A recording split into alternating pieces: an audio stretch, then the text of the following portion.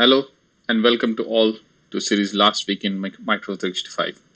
This is the fourth video in this series and we have 5 topics to be highlighted this week also, which I liked. The 5 topics are Matt Collins 366 days video streak, SharePoint Road Pitstop October 2020, extend SPFX solution testability, GA general availability of Microsoft To Do API in Microsoft Graph, what's new in Microsoft Teams.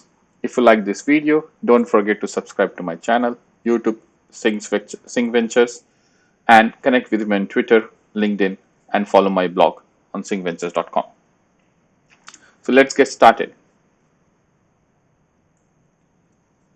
So the first one is something which really inspired me when I saw this post from Matt Collins about his 366 days video streak on YouTube. And me being a new YouTuber, it was great to see someone else success in this area. So a big shout out to Matt Collins of putting this through. So do visit his YouTube page, and also you can follow him on Twitter. His video is mostly about Dynamics 365 and Power Platform. It was quite inspiring because he has posted videos for 366 days. He hasn't missed one day also, so that's quite an achievement. Okay, the second topic is SharePoint Roadmap Pitstop October 2020 from Mark Kashman. Since the last week also was a month end, which means we have a bunch of roadmap pitstops.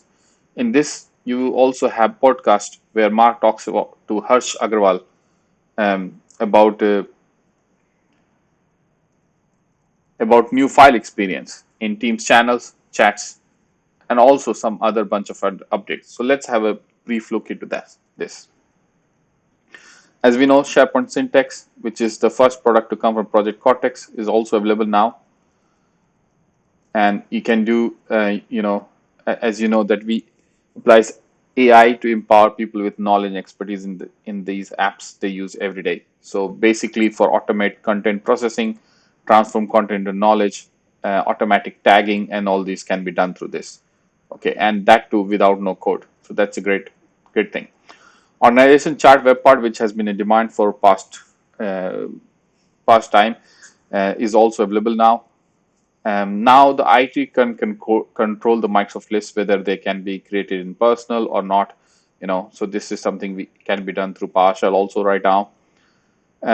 Teamwork updates across SharePoint team sites, OneDrive, Microsoft Teams. So there are new team files sharing experience, as I mentioned. You can see in the GIF pretty easily how basically the same experience you get in the OneDrive can also be done in the Teams now. So that's a great thing. Commenting is available in Microsoft lists. So you want to say something about an item, you can do that. And of course, you don't need to, it says breaking privacy compliance policy. So yeah, you will be able to add and delete comments on list items. So yes. Related technology, OneDrive widget for iPhone. So it is now available as a widget, Task in Microsoft Teams is now generally available. So you can use Task in Teams also. And embed video files from stored in OneDrive SharePoint into Altas in Confluence. So if you're using Altas in Confluence, you can embed files from OneDrive or SharePoint for particularly the video files actually in this case. Okay. And there are some teasers from November 2020. So yeah. So the third one, which I saw on Twitter from Marcin, where he has created test sample projects for SP developers, which means how to create stubs to test your app or web part. Like an example he has given to simulate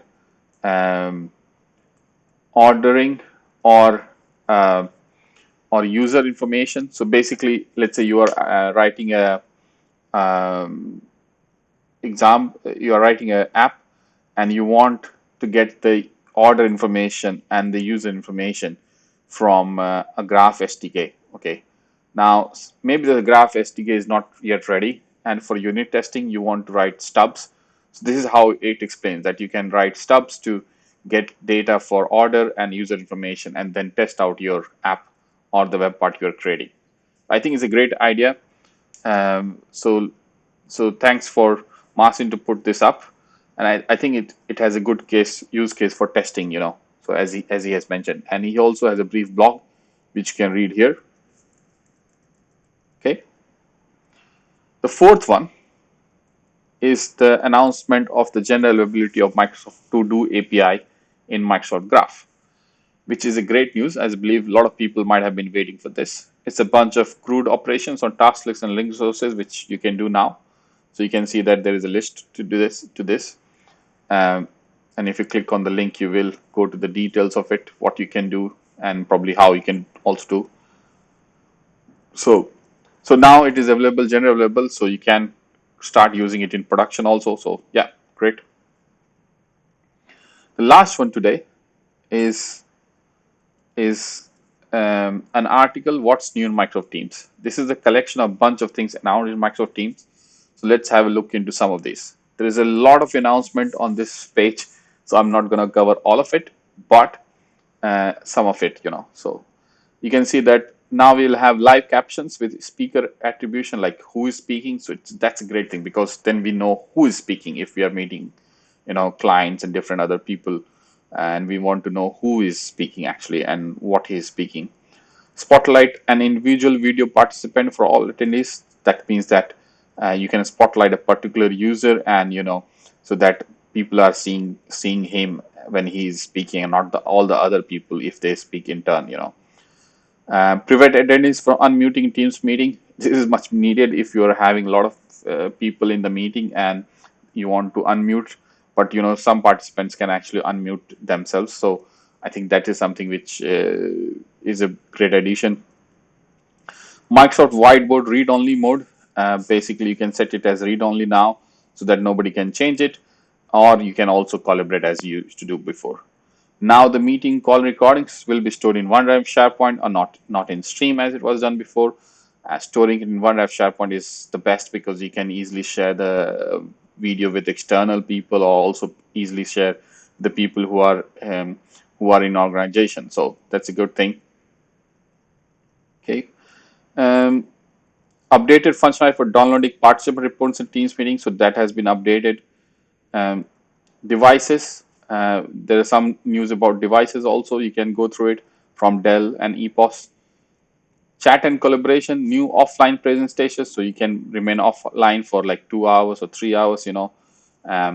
Language aware proofing, communicate using multiple languages. If you write different messages in different languages, you can see spell checking relevant to the language you use typing in the message and Teams. So that's a great addition if you're working with people who speak different languages.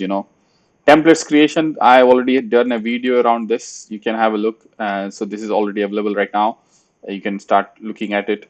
Basically, you have a bunch of templates which you can use to create new teams around this.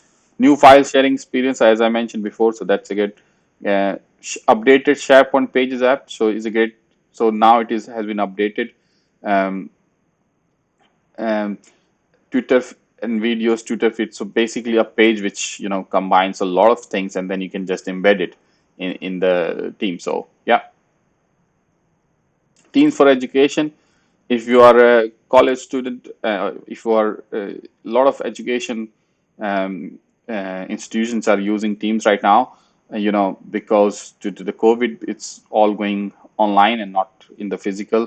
So then you can, so there is anonymous grading and marking assignments, a lot of things around that. So there is a very good video sessions from Paolo Pellerossi, which you can look at.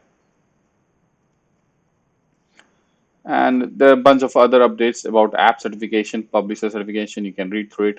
And there is a Teams app Spotlight. Celio is a cloud-based legal software that a lot of firms trust to manage their practice. So if you have a customer who works with the legal area, you can utilize this. You can recommend this to be used.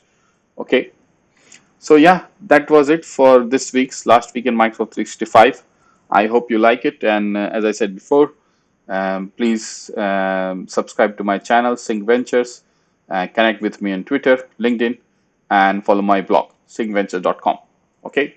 Thank you for today. Thank you. Bye.